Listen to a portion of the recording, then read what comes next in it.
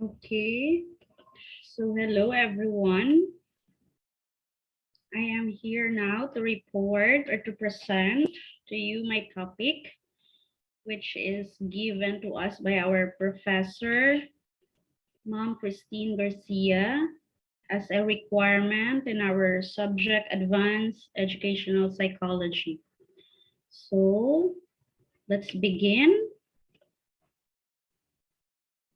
Okay, so I was about to report the new trends of online teaching methods. Okay, so this topic will let us know what are the recent trends in the educational system, not just here in the Philippines, but worldwide. Okay, so I have here a presentation that is only actually a presentation of a sample or a quick snapshot of what will be the new trends in online education as of today. So we can see there in the picture that there is the word Zoom. So many now are using this platform to deliver teaching and learning process. Okay.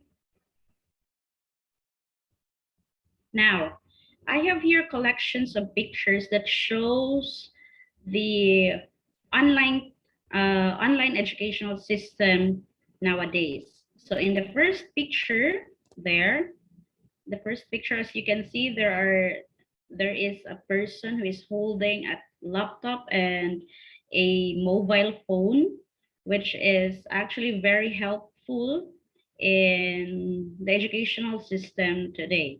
And the other side, we have there a setup wherein the people are actually doing the um, innovative classroom setting.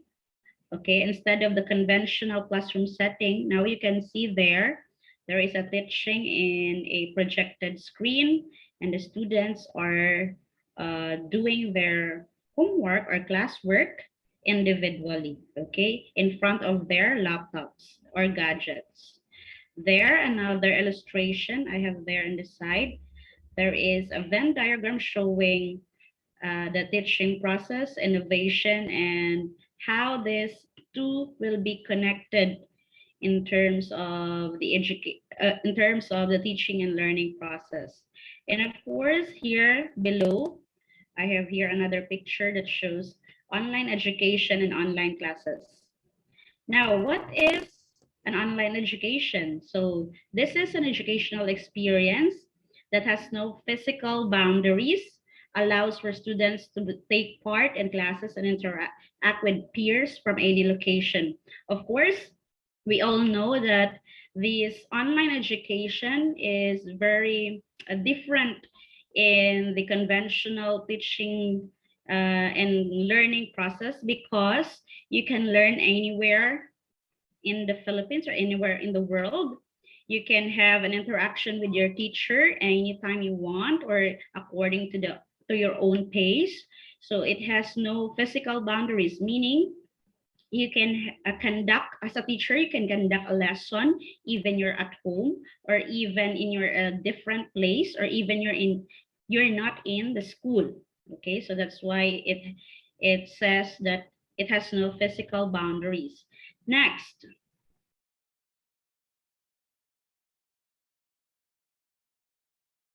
so before going to my actual topic, let me first introduce myself. I am Windy Dayancy Escalona.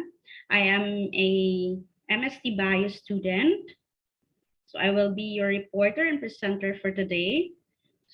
And I am currently connected in the Department of Education, working in Kalanawi 2 National High School here in President Quirino, so Division of Sultan Kudarat. So this is a compliance to my subject in my master's degree, okay? So here we go, let's start our topic. So what is this report all about? So this report is focused on the trends of the online teaching methods used by the 21st century teachers, and of course, how these teachers adapt to the recent pandemic and how they adjust their delivery of learnings to their students. So in this session, we are hope to accomplish the following goals. So we have 3 goals here listed. The first one is, of course, provide you with the introduction of what is an online teaching method and discuss the different trends in online teaching. And of course, second, we have the how these methods will be employed effectively and successfully through the online platforms. Of course, the last one will be the what are the different psychological effects or the impacts of this uh, online teaching methods to the teachers and to the learners, and let us also know how they coped in this abrupt transition. Okay, so there. So the teaching and learning through disruption. When we say disruption, this recent situation that we have. So how our educational system cope with and respond to this recent situation or recent pandemic that we are experiencing. So now there you can see the education online. Now I have here an illustration again about education amidst COVID-19. Since we are now experiencing the pandemic, so what are the changes that happens in our educational system? Is it a continuation of the online learning before, or there is a sudden change in our in education? Okay, so as you can see in the picture, there is changes in the classroom setting. So there are also changes in the way we employ or deliver our lessons, and of course the pandemic and how it brought changes to us. Okay, now let's start in the introduction to online teaching methods. So what is an online teaching method? So just a decade ago, online learning took its first step in the world of education and training, providing more opportunities for students and teachers to improve their knowledge and skills. So before, when I was still studying, or when I was in elementary and high school, we are still on the traditional way of teaching. So online teaching was really gradual in its improvement and development. So it's not yet very developed. So, but nowadays, over the last 10 years, this rapidly developing technology is actually playing the big role in the educational system here in the Philippines. Okay, so that's why it was called a trend, because it gives drastic change in our educational system. Okay, so here, when we say online teaching methods, it is actually considered as an innovation in our educational system. And of course, because of this innovation in our education, many things had changed, and many setup was already different from the conventional educational system. Now, why we need to adopt and innovate? By the way, okay, so we need to adopt since we are now on the pandemic, or even not in the we are not in the pandemic. We need to really adapt to this new trend in education, because for us to adjust our system to the globally changes or global development, of course, and for us to be suited on those platforms that we are going to take in the near future. Okay, and of course this innovation, why we need to innovate, of course, to improve the quality and the learning outcomes of not just for the students, but of course the quality of the teachers that we have now in our educational system. Of course, to customize the educational processes which will suit our learners. Another is to improve the quality education that we have, and to enhance the equality and equity of education. Diba before, there are experiences that we have that, um, for example, the graduates in the Philippines are not qualified in the uh, job job offerings in other countries because of the lack of innovation in their educational system. So other countries sees the educational system here in the Philippines in its lowest standard. So because of these online teaching methods adapted by the Philippine educational system, the Philippine graduates now are slowly gaining the trust and the standards of other countries. So that is one example for enhancing the equality and equity of jobs here and abroad. Okay, next, for accessibility, of course, through online teaching methods, or because of this innovation, the accessibility to the information and to the facts are now very accessible. Of course, it is already there, and we can have it in just a click. Okay, then of course it boosts students' creativity and engagement, because sometimes the students were very bored na sila of those old strategies that we have. Parang it's not really good na to always do that kasi naboboard na ang mga bata, and aside from that, they are not trying to go out in their comfort zones na, since the educational system is also conventional or very old. So that's why it also creates or make the students creative and more engaged in this new teaching trends or methods. Okay. Now, what is an online teaching and online learning?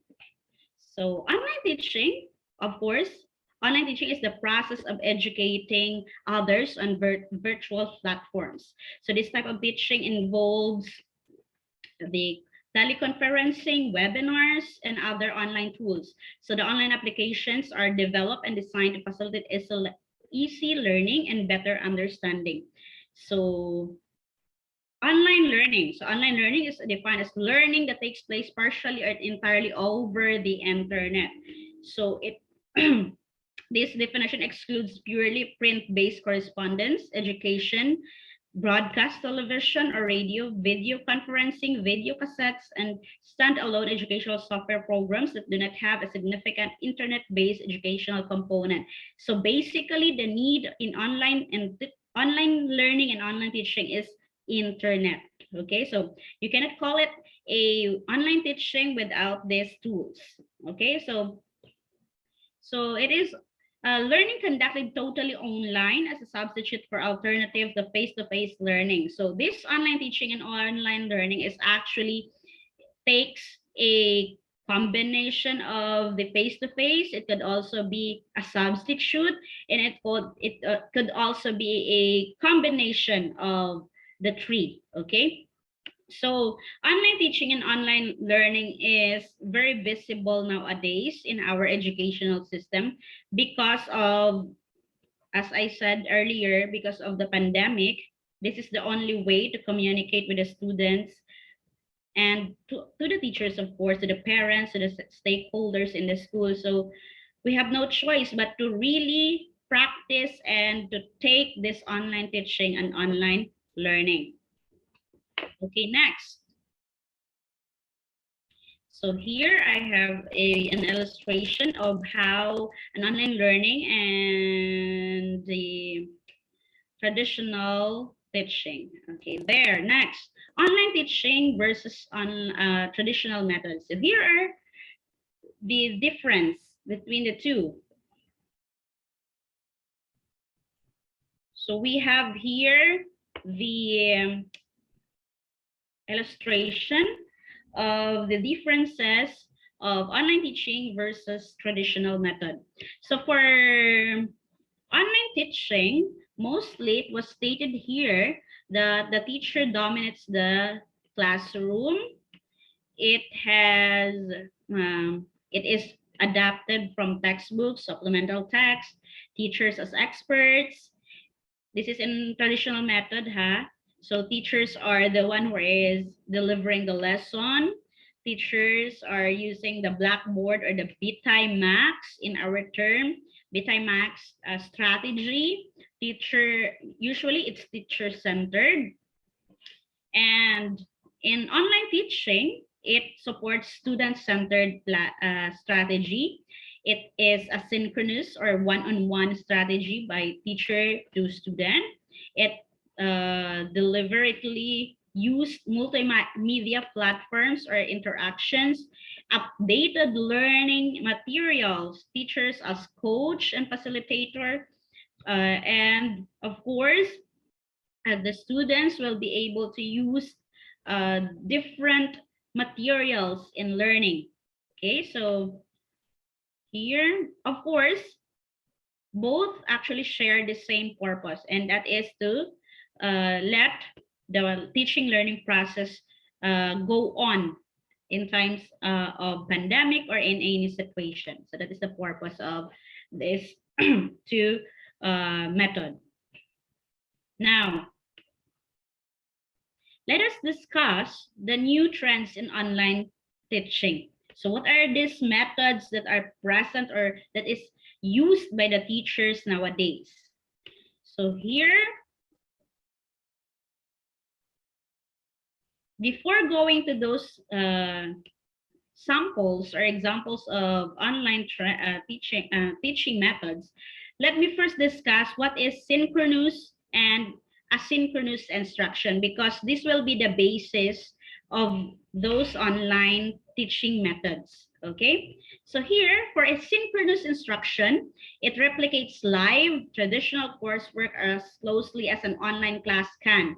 So professors, teachers adapt tools and online instruction methods that support real-time learning and discussion. So this is also just like the traditional method, but it happens online. So the following tools are just some of those support real-time communication. So we have the streaming video platforms, live chats, Zoom meetings, so web conferencing tools, telephone availability, virtual office hours. Here are the tools used in synchronous instruction. So meaning it's in a real time. So you have an interaction at the same time with your students, okay, when you are a teacher. Now for, excuse me, for asynchronous instructions, online courses that allow students to view the materials and collaborate with teachers in their own pace. So meaning it could be the videos or the lessons could be pre-recorded or presented on a program like PowerPoint presentation, perhaps. So, or the instructor could have a voiceover and will send it to his or her students. And the students could view or could hear those voiceovers on their own pace or on their own time. So this option could be quite helpful to students who cannot attend scheduled sessions, which will hope to minimize live groups, projects, or discussions, or want to work through lessons at their own pace. Okay, so that's the difference. So the samples of asynchronous materials or tools are the downloadable pre-recorded lectures. We have the Microsoft PowerPoint presentations, forums and discussion boards, recorded email communications, and Google Drive and similar collaborative tools.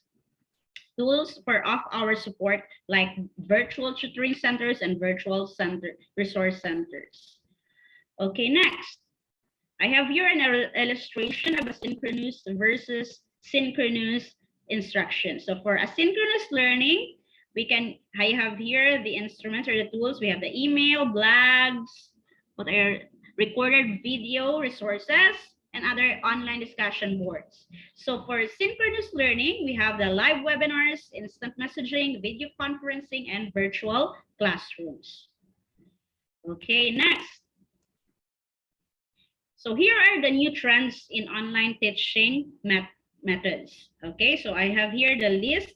First, the teaching through graphical presentation, game-based teaching or gamification, We have the live chatting, online whiteboards, live online classes, pre-recorded video lectures, blended teaching, discussion boards and forums, self-study or personalized approach, online group debates and discussion, flip classrooms, and of course, class blog, and hybrid homeschooling. So those are the list of uh, new online methods used by teachers.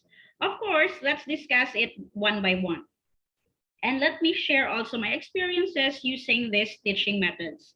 So blended teaching. So this is the first method that being used by the teachers, usually used by teachers.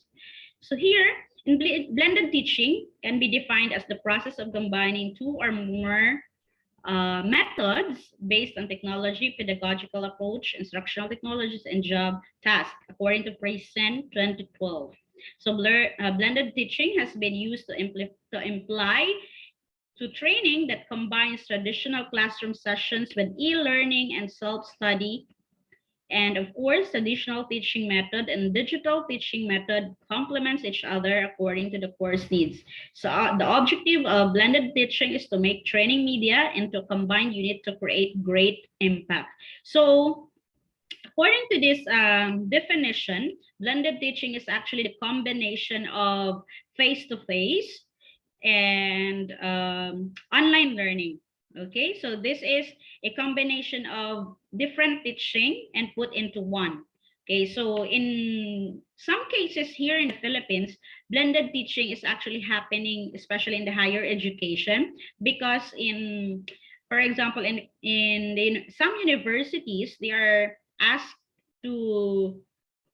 the students to report in school but in skeletal schedule.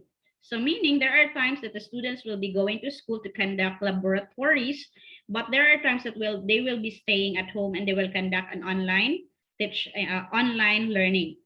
So that is blended teaching. So in my case, in our school, so blended teaching is actually we're doing blended teaching in our school.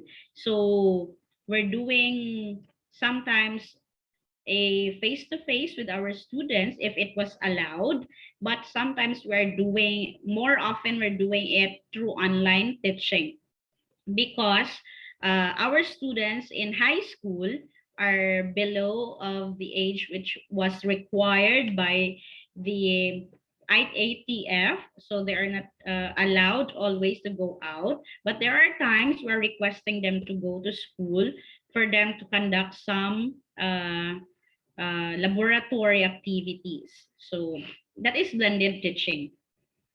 So I have here an illustration for blended teaching. So we have the online teaching, face-to-face, and of course the blended teaching. So when you compare these three, blended teaching is more of a much suited to our situation right now, since it is not allowed to always go out because of the pandemic, but as well as it is still okay to teach the students because we have this online teaching or the online platforms. So that is blended teaching. Now, the second one is the personalized learning, or how this teaching method promotes personalized learning. When we say personalized learning, it promotes one-on-one teaching to the students. The students is having his own pace on learning. So one of the trends in education is continuously growing in 2020 is in a more personalized way. So the popular understanding of this method is for an individualized teaching approach that is adjusted to the individual needs of the students. So teachers can easily implement various tools to differentiate their tutoring techniques, including video lessons, augmented reality, virtual reality, interactive games, and etc. in the virtual classroom. So personalized learning is flexible and an extremely effective approach in modern education. Actually, this personalized learning will also lead to hybrid homeschooling because teachers are really doing it one-on-one with the student. the teachers are uh, customizing teaching approach for a specific students, individuals, for them to really give or deliver a specific a topic according to the capacity of the student. Okay, so here is the structure of what is a personalized teaching.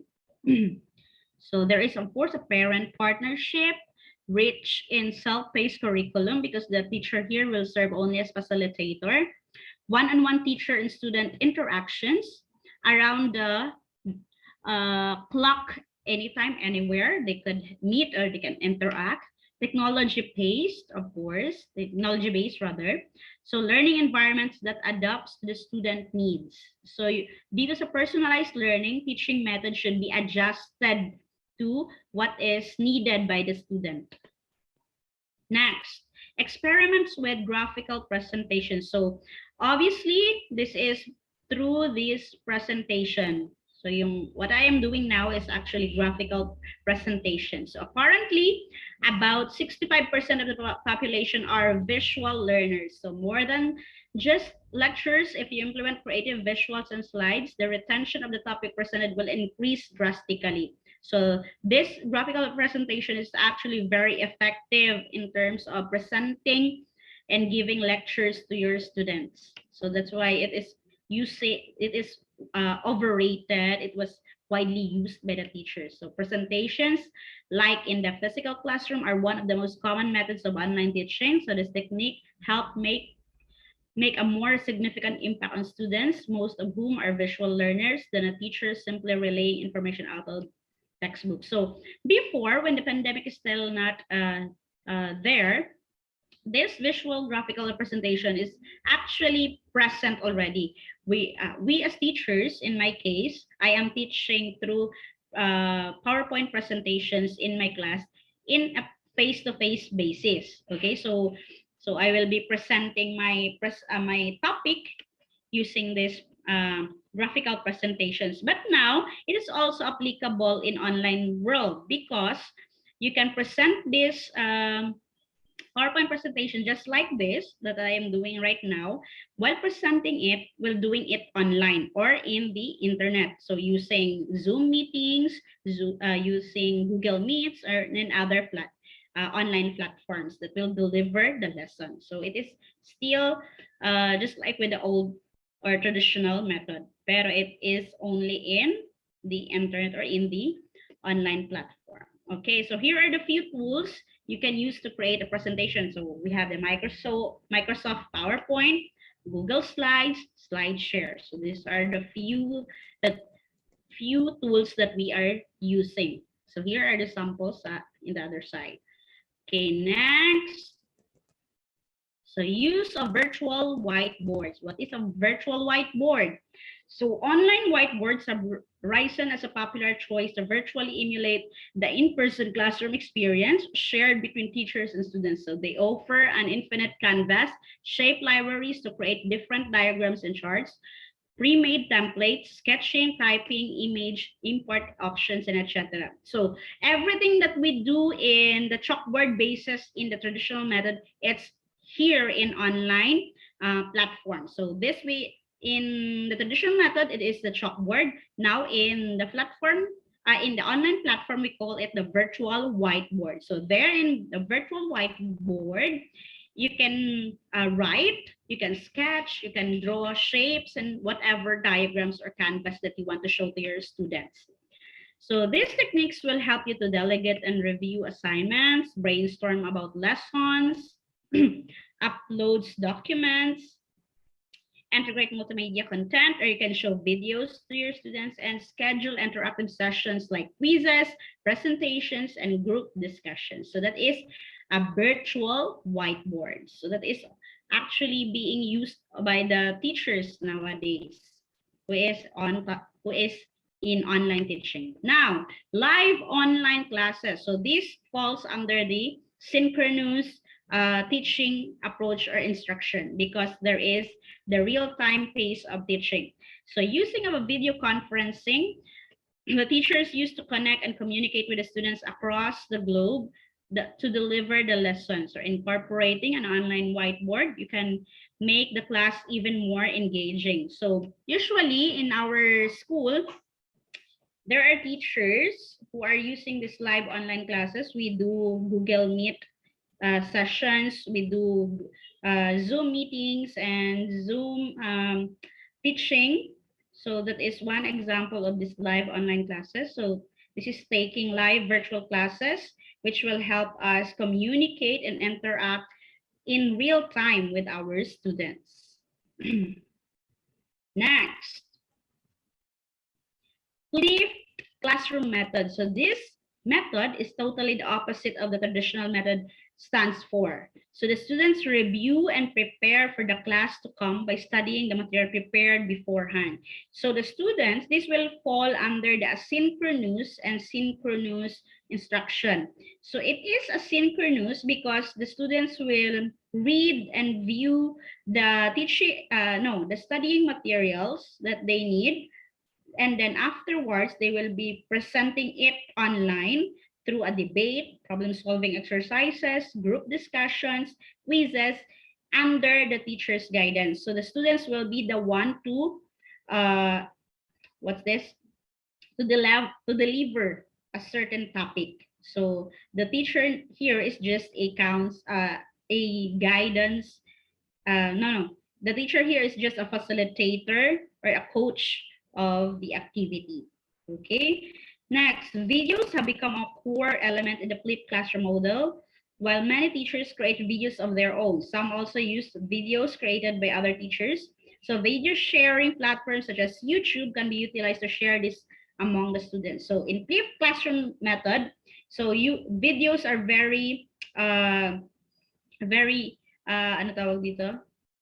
Very useful because it will present the topic that will be presented by the students, and that will be shared to his or her classmates in this online platform. So that is flipped classroom method. Next, we have, here are some of the effective techniques that we can include in the flipped classroom method. So we have the online quizzes, polls, infographics, mind maps, or word clouds. So those are the examples. Next, pre-recorded video lectures. So this method falls under the asynchronous instruction because these are lessons that being recorded earlier, or being recorded already to be given to the students, and the students will study the records or those videos, will read it, will analyze it, they will listen to those audio recordings, and for them to learn or to get the learnings that they need to have. So the pre-recorded lectures are lectures that are opposed to the live ones. So this is the opposite of the live chatting. So it allows the students to learn at their own pace at any time without the presence of the teacher. So there is no teacher during the time that they will be viewing or will be watching those recorded lectures. So it also gives them material to go over during revision. So this actually supports personalized learning because those learning that they get from those recorded lectures will be analyzed by them. So that is personalized teaching also. So the teacher instructor, on the other hand, can use the videos to avoid repetitive teaching between different classes. So of course, this is helpful. Let's say, for example, in my case, I have 3 sections in the grade 7 class. So for me not to repeat again and again my lesson from time to time in each section, I can send the video presentation or the recorded lectures from the other section for them to learn it beforehand before I teach them, so that they have already the idea of what will be the lesson that day. So that is really helpful. And of course, if there are students who are not present during the time that I am giving the live chatting or the lecture, at least they can go back to my pre-recorded lectures and see themselves what are the lectures or the lessons that I am giving during that time. So that is very helpful. Okay, next. Game-based teaching. So game-based learning is a popular technique in which it improves student engagement and retaining attention. This approach helps reduce student anxiety and increase their involvement, especially when teaching complex concepts. So it also paves the way for weaker students to develop their competencies by interacting actively by their classmates. So actually, we have this webinar before, which teaches us on how game-based teaching will be employed to the students. So in our inset or in-service training last September, we are actually taught how this game-based teaching to be employed to our students. So that VINSET actually, or the virtual in-service training, was given to us by the Department of Education. So we had discussed there what is a game-based teaching. So primarily, the use of computer and video games specifically aim to produce learning outcomes, not just for fun by the students. So it became these games now are being used not just to let the students have fun, but of course to learn and to have a creative output out of those gameplays. Okay. Now, what is gamification versus game-based teaching? So gamification is the application of game mechanics in a non-game context to promote desired behavior and drive learning outcomes, just like having incentives, leaderboards, just like that. So gamification and game-based teaching is different from each other. So in game-based, you will be using the games as a learning tool, or you will be expecting a learning outcome out of those game-based teaching strategies. Unlike gamification, it is non-game context, but then you will be using those acceleration or the leaderboards or the incentives that we can get from the games that we see. So here an example. So in gamification, you will be using points, leaderboards, competition and reward system such as badges and stickers, but it is non-game context. In game-based learning, you will be using the actual game for or to set learning outcomes. For example, you will be using Minecraft to encourage creative writing, or using lap times in Mario Kart to practice mean, mode, and median topic. Okay, so that is the difference between the two. Next, class blog. So blogging nowadays is very very rampant, or it is actually very overrated nowadays, because almost the students are using this. Not just the students, but other people are using this to gain money or just for fun. So a blog can be a great place for students to share what they learn in the form of in-depth articles. So students can work on blog posts individually or in groups. It's a great strategy to improve students' research skills and encourage them to explore self-learning. So in my class, I actually let my students do this. Okay, so this is very effective, and it is a creative mode of letting the students learn and deliver what they have learned from the topics that I am teaching them. So I am letting the students do a visualization of the topic through blogs. So that is my strategy, one of my strategy now in our school. Okay, so the teacher can also use the blog as a platform to share learning materials for the lessons. So that is there. So through blogs, this is very catchy to the students. Kaya students are really engaged in this type of method kasi they love to express themselves through the blog. They love to speak. They love to share videos through this class blog.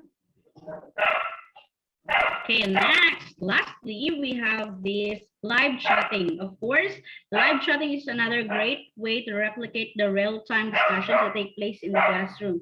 So live chatting is, of course, this is very obvious. This is using the platforms in Facebook Messenger, Skype, WhatsApp, Slack, even in Instagram. So in our school, especially in far-flung areas, for the students are very doesn't have the internet connectivity, so they are only depending on mobile data, so they cannot have some we cannot have sometimes the Zoom meetings and the live online teaching. So we are just doing this messenger chatting or live chatting. We do our teaching or the asking and follow-upping. We do the follow-ups of our students through chats or through the messenger. So we're not, because sometimes we're not able to do the Zoom meeting and the Google Meet sessions because of the internet connectivity of the students. Because in some areas here in the Philippines, the students are doesn't have that data allowance or doesn't have enough money to purchase a internet connectivity. So we're only dependable on their phones. That's why this live chatting are very easy to use and very accessible for all of us. Okay, so next there we have that sample, the phone, because these are the usual gadget that our students have. Then of course the messenger. This is very helpful actually because in just a click we can deliver, we can communicate with our students, we can ask questions there, and we can gather informations that we need from them, from our students. So that is live chatting. Okay, next. So those are the different trends in our different trends in online education, or the trends in the online teaching methods. Now, what are the three keys to in teaching online classes effectively? Since we already know those trends, those methods, how to employ or how to deliver it effectively and successfully to our students. So I will be giving three tips that will help us develop or will help us teach online classes effectively. The first one is we have here clear communication with your students' families or to our stakeholders or parents. We need to inform them of regularly of the progress of their child. The families should always want to hear from us regularly what is the progress of their child and what is happening to their child. Of course, the parents are now the partners of the students at home. That's why we need to really connect with them. So it can be easy for students and parents to start to feel disconnected. So reassure them your virtual door is always open. Of course, as a teacher, we need to communicate with the parents for them to be secured that we are here. We're not leaving them in the learning of their child. Okay, so always be clear, respectful, and communicate well with your parents for you to have a meaningful education with your students. Okay, so I have here the uh, illustration and how a parent-teacher communication app. So this is actually an app used by other schools to communicate or to track the students from the parents. Okay, so there. Next, vary your types of lessons and teaching styles. Of course, as I said earlier, students get bored. Okay, so they easily get bored. They want something new, and they are always they're very conscious of those things that are new to them. So in teaching, in teaching online, you should always use different lessons, different teaching styles for them to really engage themselves in the teaching process. Okay, so you should do synchronous and asynchronous activities at the same time para the students could really have the both ends or the both purpose of those instruction. You can do phone calls, video lessons, and you can provide pre-recorded uh, lectures. And of course, you can do assignments, you can give homework for them to do in their own time.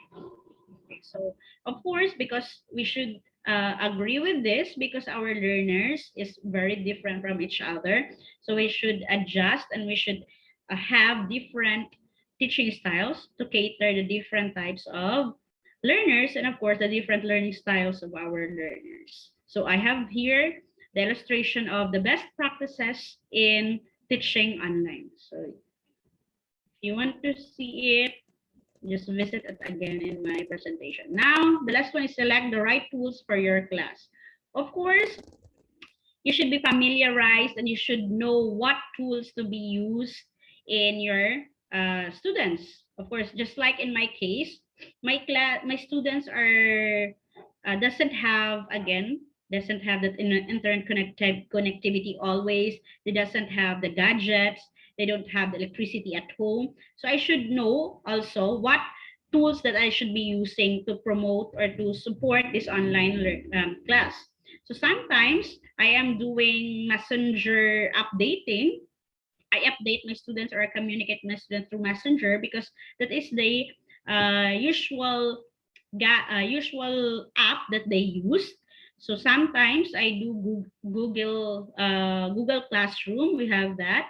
We also do Google Meet if some of my students can have, or almost some of my students have that internet or mobile data connection. So we should know what are the needs of our students for us to employ the right tools in our class. Okay, so of course, kasi we cannot do messenger and we cannot do if our students are not actually having those gadgets and internet connectivity. So we should always find those right tools for our learners. Okay, so we should be considerate of our learners before having or before employing what is best for them. Okay, next. Try to unleash your potential in discovering, experimenting, and implementing new tools in your classroom. So those are the examples of online learning tools. Okay, next. Last topic that I have. Now let's discuss the impacts of online learning on the mental health of our students or in our teachers. And of course, let's give also tips on how to cope with these issues. Okay, since this is a psychology subject, we should also bear in mind that having known those trends or those teaching trends, what are the impacts or what are the effects of those new trends to our teachers, to the mental health of our teachers and to our students. So here we go. So social isolation. We all know that nowadays in times of pandemic, we cannot go out. We cannot meet our friends. Our students cannot meet their barcadas. They cannot meet their classmates. So primarily, this is the basic effect or issue that our teachers, of course, our teachers and our students are facing now. So, so this social isolation will lead the students to will lessen the opportunity of the students to be more socialized and they cannot express themselves to other people because they are isolated because they cannot go out. So because of this, many will feel lonely, unmotivated, or discouraged without regular because they don't have regular social interaction. So that is one effect of this pandemic actually. These are the online situation or the online platforms that we are using. Next, increased stress and anxiety. So alongside the lack of social interaction, online class structure can affect teens and adolescents in a number of ways. So they may feel heightened anxiety about keeping up to date with their schoolworks because they are bombarded with schoolworks, many recorded lectures, many Google Meet sessions, many assignments. So because of that, it will increase the anxiety level of the students as well as the teachers because they will be bombarded with the class work that will be given to their students. So other teens may experience difficulty concentrating and staying focused while at home. This is one reason because there are other factors, outside factors that will tempt the students and the teachers as well, that will lead to the difficulty in concentrating or staying focused in their teaching and learning process. Okay, for some adolescents and young adults, being in front of others on video can lead to its own anxiety because there are people or there are students or teachers that are not used in showing themselves in a video or video chats. So it will lead them to anxieties. Okay, students may find it difficult also to receive the extra education support they need to succeed. They will be and they will feel excited uh, because of, for example, they don't have the money to support their online classes. So that will lead to unmotivation for the students because they thought that everything that they dream will stop because of that. Okay, so there. Next, the last one is virtual learning fatigue. So spending a significant amount of time online can fatigue both students and their teachers. Of course, because we all know that, so we call it sometimes as the Zoom fatigue because the students and the teachers are always facing their computers, their cell phones, their laptops. So because of that, that could be a draining situation sometimes because of that is mentally draining because you cannot go out for that a certain session. So you're unable to process properly all the information that you are getting from that from that session. So that is causing virtual learning fatigue. So when we have it in person interaction, there are a number of nonverbal cues our brain processes. So these cues includes tone and pitch of voice, facial expressions, eye contact, and body language. So these things actually could change how we perceive or how we understand things. So everything is very different when you are online or having your class or teaching or learning online. Okay, now how to cope with those issues? First, you must create a designated workspace. So at home, the home is full of distractions. We all know that. So just like now, there are so many noise all around. There are dogs were barking. There are vehicles that are running through. So there are distractions all over our home or our workspace. So it is important to create a space for you to focus and feel productive. So fortunately, there are a number of ways to minimize these distractions. First, designate a quiet area in your home. Then, if necessary, use room dividers, furnitures, or clear out storage space to create a distraction-free area to lessen the anxiety or the problems that you are encountering during online sessions. Next, how to cope. Encourage healthy habits, okay? So do not draw yourself 100% into online classes or online teaching or online learning. You should take a sleep, you should follow a dietary habits for you to have a healthy lifestyle because healthy lifestyle will help you to become to have a healthy mindset and healthy mind. Healthy mental health. Okay, it will also boost your mood for you to have a nice aura when you face in the um, online class or online teaching. Next, set a positive atmosphere at home or workplace. So you should always be positive and and you should be resilient in everything that is happening in your life. you should be you should not be stressed, or you shouldn't always take those stressors seriously.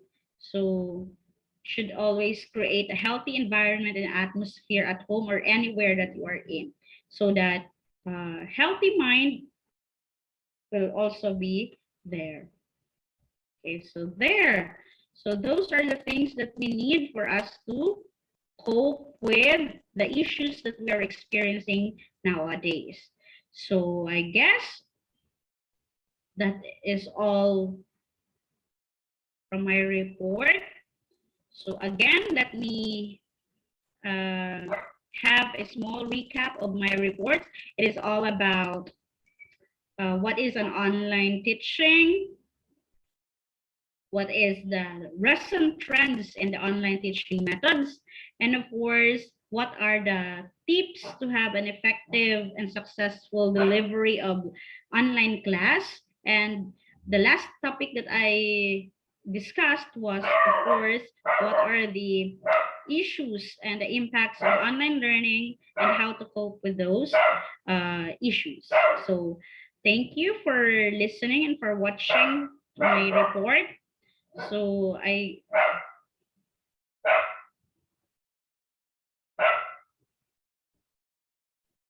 if you have questions, if you have not understand my lesson, or you may have you have a positive criticism, you can share it to the comment section when I upload this in YouTube, or you can send it to my email account.